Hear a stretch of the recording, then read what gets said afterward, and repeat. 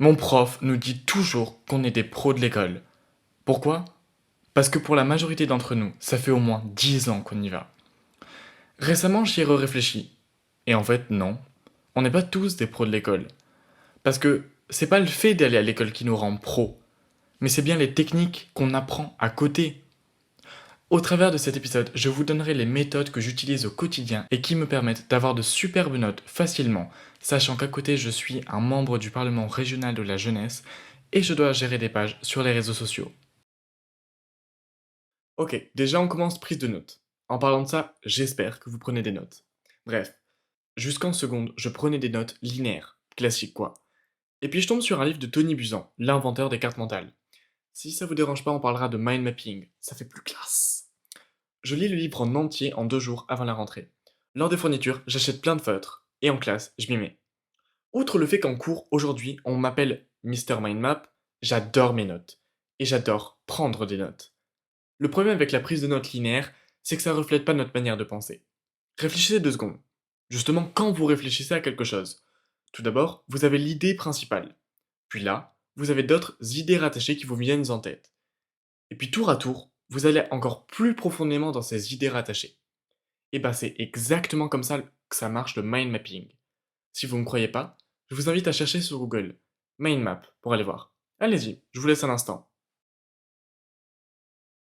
Donc oui, en plus de refléter notre manière de penser, les mind maps dynamisent. Quand tu es en cours, tu cherches à savoir dans quelle bulle tu vas noter quel élément, tu réfléchis à un potentiel code couleur, puis tu mets des dessins. En bref, prendre des notes en classe, ça devient amusant. Ok, maintenant passons au travail de manière générale. Je vais vous avouer un truc.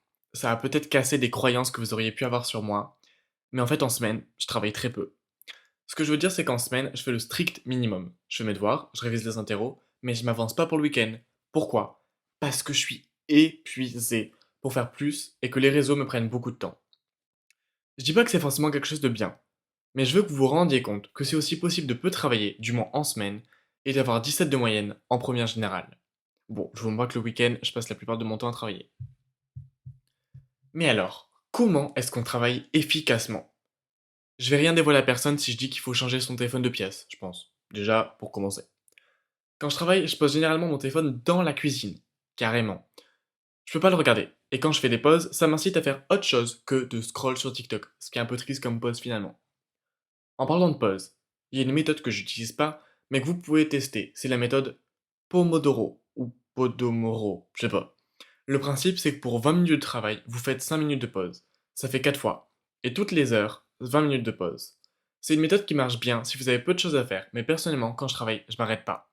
Et j'avais lu un article comme quoi il faudrait 12 minutes à se concentrer vraiment sur quelque chose. Donc, si au bout des 12 minutes, t'es à fond concentré, puis que 8 minutes après, allez hop, la pause, ouais, y a mieux. Encore une fois, vous êtes libre de tester la méthode et me dire si elle marche ou pas. Avant de finir cette partie, sachez que la musique, c'est non. Ça distrait, avec des paroles, on n'en parle même pas. Ce que je vous recommande, si vous aimez qu'il n'y ait pas de bruit ou justement que ça soit pas juste silencieux, moi vraiment je trouve ça horrible, genre ça m'angoisse. Bref, c'est les white noise ou les frequency. Les white noise ou bruit blanc, c'est juste des sons assez calmes et pas mal. Je vais vous faire une petite écoute. Les frequency ou fréquences, c'est pour ceux qui croient à la loi de l'attraction. En gros, les fréquences que vous décidez de jouer sont en lien avec des sentiments. Les fréquences sonnent un peu comme les white noise, donc peuvent avoir la même utilité. Je vous fais écouter aussi. Maintenant, comment est-ce qu'on révise un contrôle? La plupart des étudiants révisent un contrôle en relisant le cours ou en surlignant le cours. C'est pas à proscrire, mais c'est loin d'être suffisant. Quand je révise un contrôle, imaginons histoire, c'est souvent ceux où il faut apprendre le plus de choses. Première chose que je fais, oui, je relis mes cours. Mais en même temps que je les relis, je regroupe toutes les connaissances, sauf celles que je maîtrise comme un dieu, sur une énorme mind map avec le logiciel Xmind. Je préviens, je suis pas rémunéré pour dire ça. Sur une autre feuille, je vais noter toutes les dates sous forme de liste. Si je fais comme ça, c'est que c'est pour moi le meilleur moyen d'apprendre des dates, mais si vous préférez faire des frises ou je ne sais quelle autre méthode, libre à vous. Enfin, pour les citations, je fais un peu sous forme de liste, mais je reviendrai sur ça à la fin. Aussi, pour apprendre la liste de dates, je vous apprends rien quoi. On la répète, on regarde pas les dates, mais on regarde les événements, On fait ça plusieurs fois, on attend quelques heures, on le refait, on attend quelques jours, on le refait, etc. Revenons à nos moutons, ou à nos mind maps plutôt.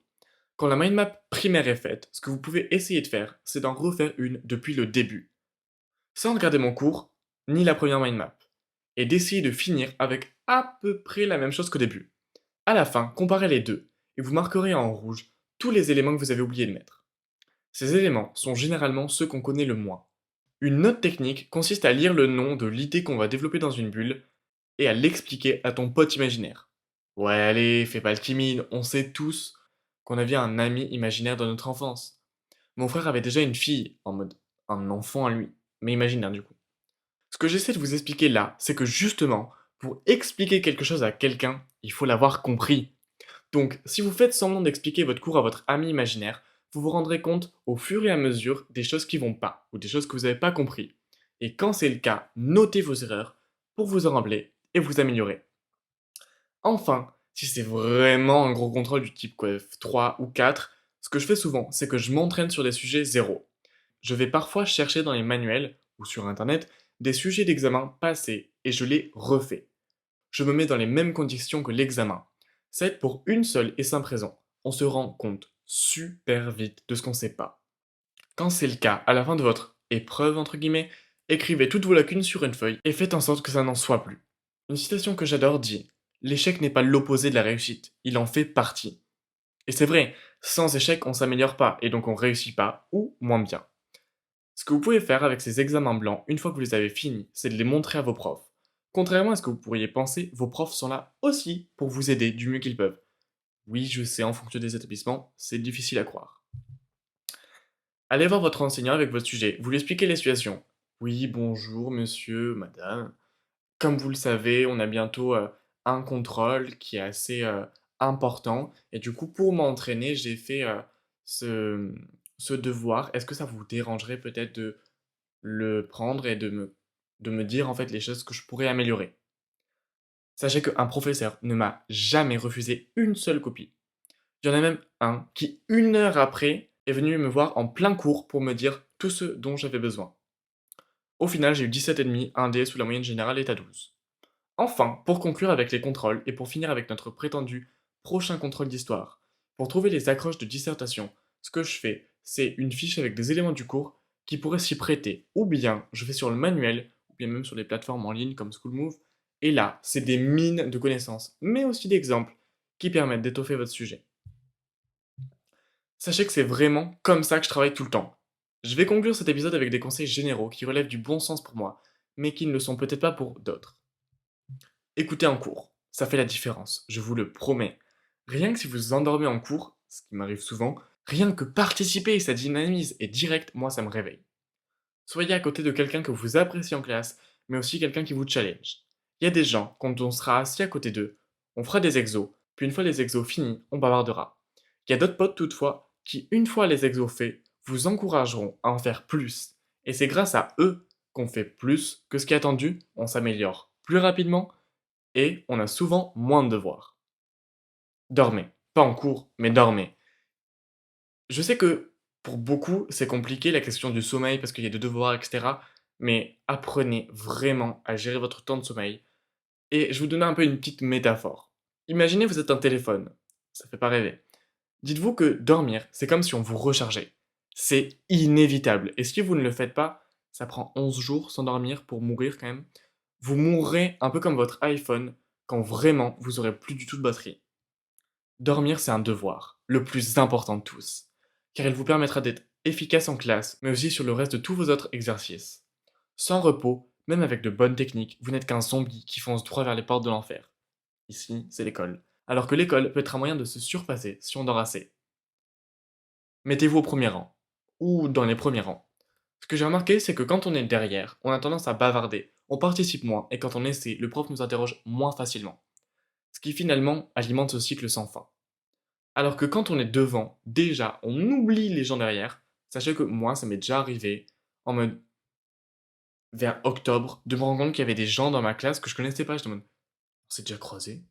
Je savais pas que t'étais dans la même classe que moi, un truc incroyable!